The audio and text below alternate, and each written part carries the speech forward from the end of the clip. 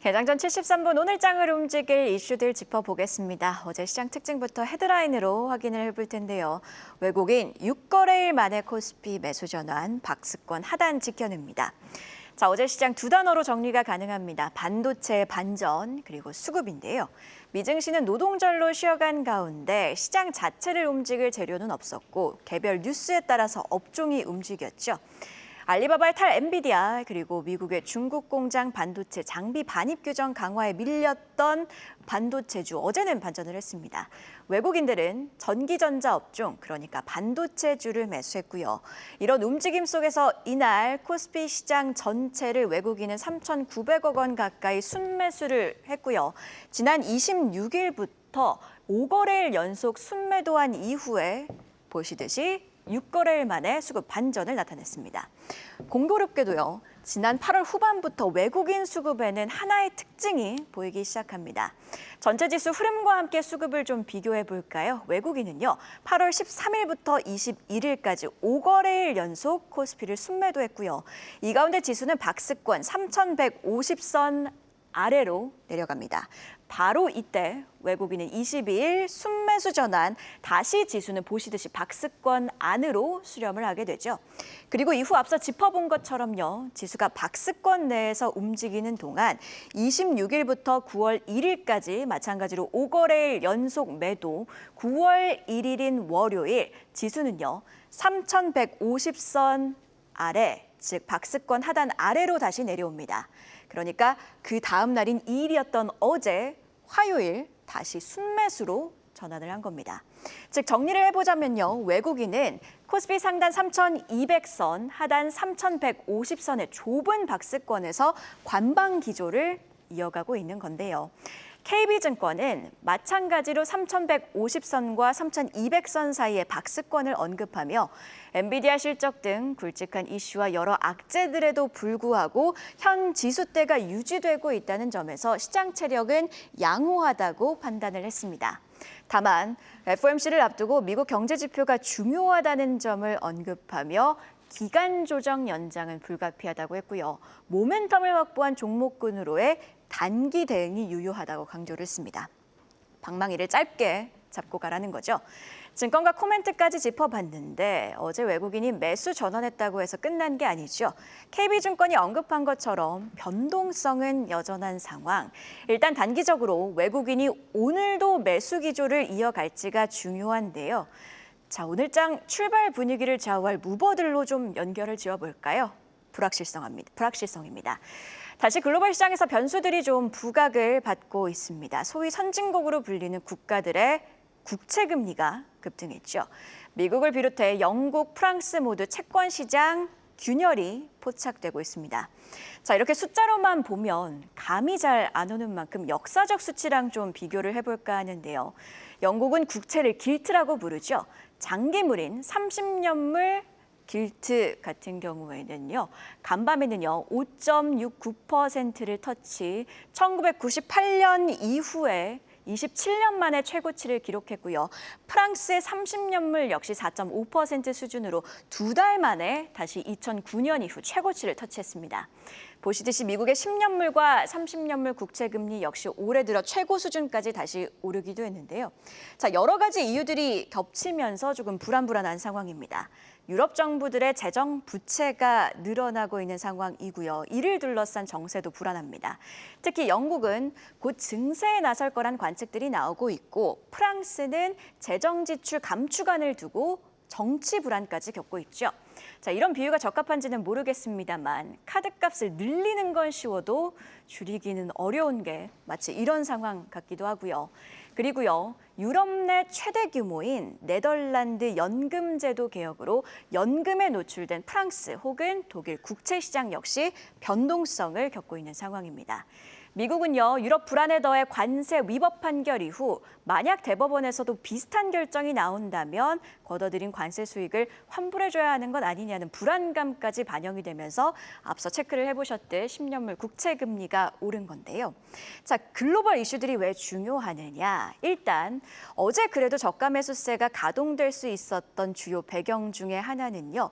유럽 재정 이슈가 크게 부각되지 않으면서 어제 새벽 유럽 증시가 상승 마감했기 때문입니다. 달러가 파운드와 급락 등의 이유로 가치가 오르고 있어 원달러 환율도 간밤에 다시 1,395원대까지 올랐죠. 관세 관련해서는요. 트럼프 미국 대통령 현지 시각 기준으로 내일 대법원에 상고하겠다는 방침을 밝혔습니다. 신속 판결을 요청하기도 했죠. 관련 뉴스까지 계속해서 주시를 해봐야겠고요. 그래서 좀 정리를 해보면요. 간밤 미증시 앞서 짚어본 관세 불안 여기에 채권 시장 불안감까지 겹치면서 하락 마감, 금 가격이 오르는 등 안전자산 선호 심리가 가동됐고 섹터 단에서는 제약주들이 방어 성향에 일부 강세를 보이기도 했죠. 자, 우리 시장 다행히도 야간 선물은 후강, 그러니까 0.19% 하락하는데 그쳤고 현재 나스닥 선물도 오르고 있는 상황이지만 그래도 불안감은 다소 남아있는 상황입니다. 우리 시장 흐릿한 그림 속에서 방어주처럼 여겨지는 업종, 최근에는 조선과 방산이 그 역할을 하고 있는데 오늘 장에서도 부각이 될지, 그리고 미국과 마찬가지로 바이오주가 함께 부각이 될지도 개장 전 관점 포인트로 주시하셔야겠습니다. 그럼 애프터마켓 특징주는 아네스 캐스터와 함께 확인해 볼까요? 네, 애프터마켓 마감 현황 체크해 보시죠. 최근 안정화를 찾는가 싶었던 국제 유가가 러시아와 우크라이나 간 공습 격화로 러시아 원유 공급 차질 우려가 커지며 오름세인데요. 한국 석유가 코스피 시장에서 1.18%로 가장 많은 상승세 보여줬습니다. 석유화학 관련주인 이수화학도 1.83%로 같이 오른 모습 특징적이고요. 또 방산주가 연일 강세를 이어가는 가운데 하나시스템은 메인마켓에서 6% 상승했고 저녁에도 추가로 오르면서 상승세 이어갔습니다. 코스닥 시장도 확인해 보시죠. 흥구석유도 마찬가지로 4% 상승률 보여주면서 코스닥 시장에서도 정유주의 상승세에 찾아볼 수 있었고요.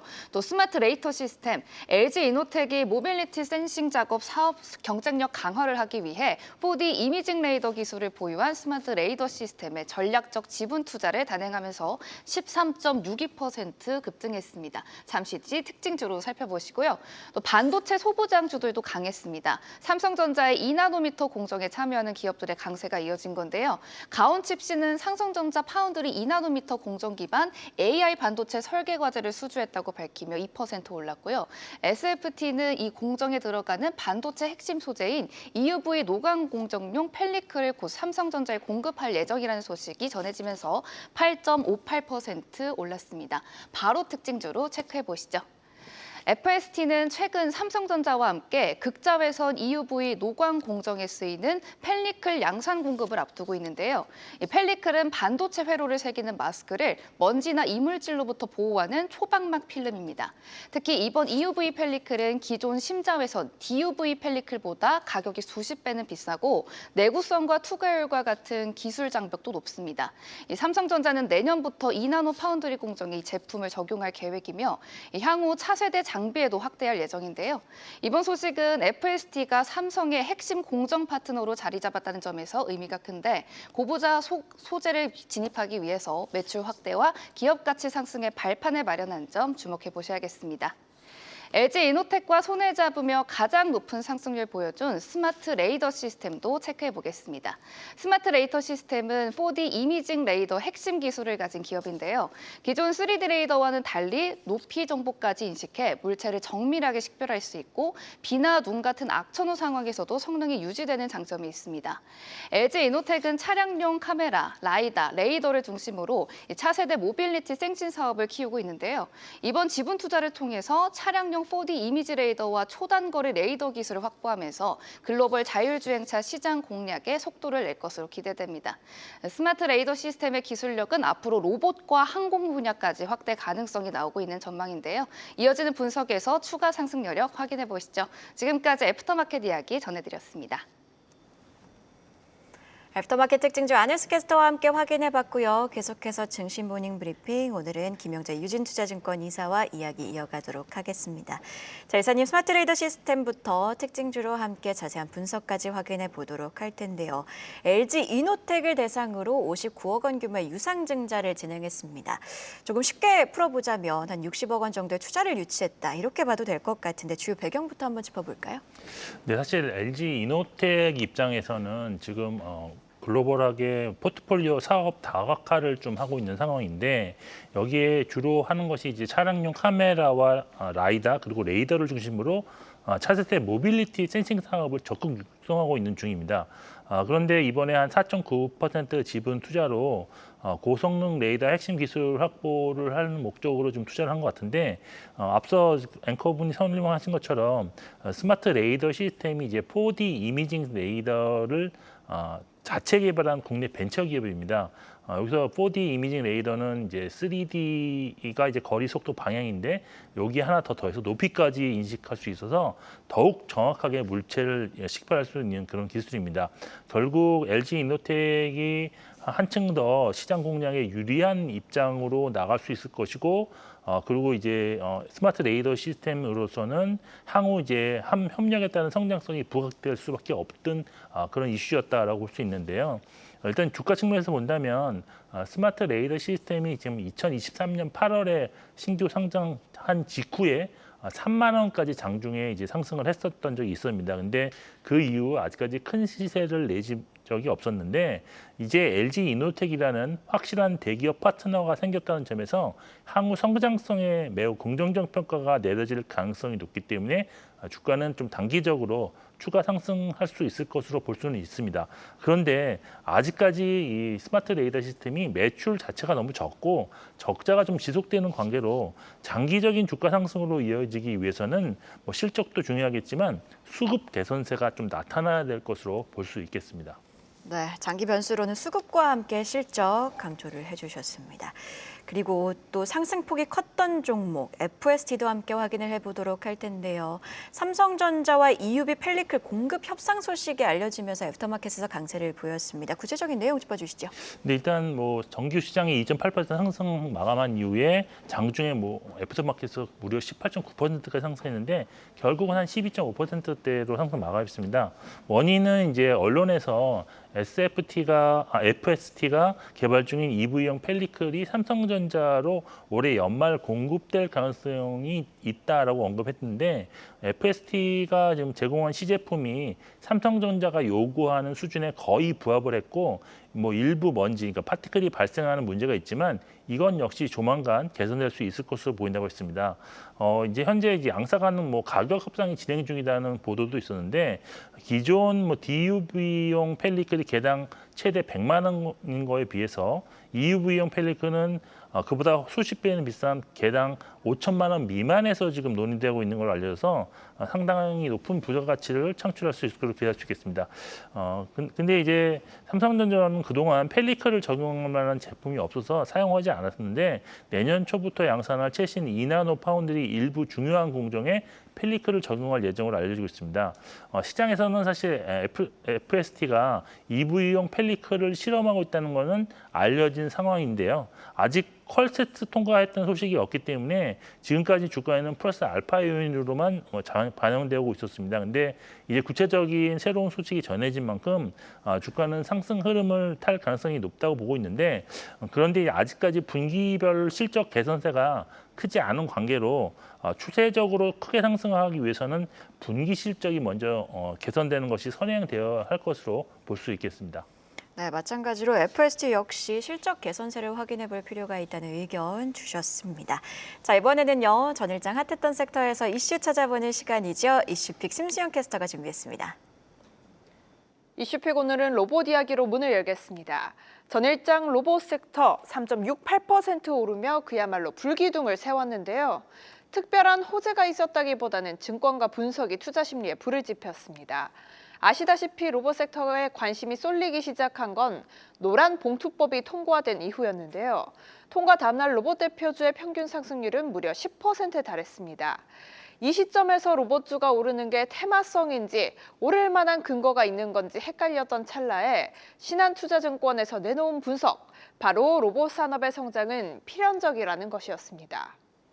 한국의 제조업 비중이 GDP 대비 세계 최고 수준이라는 점이 주요 근거로 제시됐는데요. 고령화가 빨라 인력 공백을 메우는 가장 현실적인 해법이 로봇이라는 점에서 로봇의 부흥은 이미 예견된 미래라는 겁니다. 다만 그 미래가 언제 오느냐는 금리와 또 투자 수익성에 달려 있겠죠. 금리가 높으면 설비 투자가 어려워질 테고 로봇의 ROI가 노동력을 대체할 정도로 높아져야 보급률이 기하급수적으로 올라갈 테니까요. 비유해보자면 로봇 산업에 있어 노란봉투법은 방아쇠, 한국의 산업 구조는 탄창이고요. 총알의 속도는 금리와 ROI가 정한다, 이렇게 정리해볼 수 있을 것 같은데요. 그래서 로봇주 지금 살지 말지 고민이신 분들은 이어지는 분석까지 함께 해주시죠. 다음 소식도 살펴보겠습니다. 우주항공청이 제4차 우주개발진흥기본계획 수정계획을 내놓으며 전일장 관련주들이 움직였습니다. 섹터 내에서 한화시스템, 태웅, 세트레가이, 제노코 등이 강세 보였는데요. 내용을 뜯어보니 우선 우주항공산업진흥원을 신설해 법과 제도를 정비하겠다는 의지를 내비쳤고요. 국가우주항공위원회 설치, 전국 단위 메가클러스터 조성 같은 굵직한 청사진도 포함돼 있었습니다. 또 발사체와 관련해서는 재사용 모델을 개발하고 제2우주센터 등 발사 인프라 확충도 함께 추진하겠다는 언급이 있었는데요. 우선은 오늘 대전 IBS에서 열릴 공청회에서 구체적인 수정안이 공개될 예정인 만큼 관련 소식 계속해서 팔로우업 해봐야겠습니다. 지금까지 심수연이었습니다. 로봇업계 이야기 해보도록 하겠습니다. 노란봉투법 통과 이후 로봇이 부각이 되고 있는 상황인데요. 로봇 산업 성장은 필연적이라는 증권가의 분석 나왔습니다. 옥석 가리기가 필요한 시점으로 보이는데 전반적으로 어떻게 보고 계실까요? 네, 사실 뭐 앞서도 말씀을 하셨지만 노란봉투법 이후에 로봇에 대한 관심이 다시 높아졌는데 사실 그 이전부터도 로봇에 대한 관심은 상당히 오래 되게 지속되고 있었다라고 볼 수 있겠습니다. 올해 일부 로봇주들 상승률을 보시면 레인보우 로보틱스가 지금 현재까지 올해 이제 69%, 로보티지가 343%, 고용도 지금 74% 상승 중에 있는데 이러한 상승은 생성형 AI 대중화 이후에 피지컬 AI로 관심이 모아진 결과이며 그리고 최근 노란봉투법이 국회를 통과하자 근로자들 노동력을 대체할 수 있다는 관점에서 로봇주의 상승이 크게 나타났다라고 신한투자증권에서는 분석을 했습니다. 근데 이제 이러한 것은 이제 뭐 사실 노란봉투법은 그 중에 상승 원인의 일부일 뿐 이제는 이제 필연적으로 로봇 수요가 증가할 수밖에 없다라고 볼 수 있는데 그런데 이제 여기서 지적하고 있는 거는 아직까지는 투자 대비 로봇의 생산성이 높지 않은 관계로 로봇의 설치 속도가 시장의 기대치를 좀 하회하고 있는데 결국 로봇 기업들의 매출 성장은 일부 품목에 좀 국한되고 나가고 있다라고 있는 것이 현실이다라는 점입니다.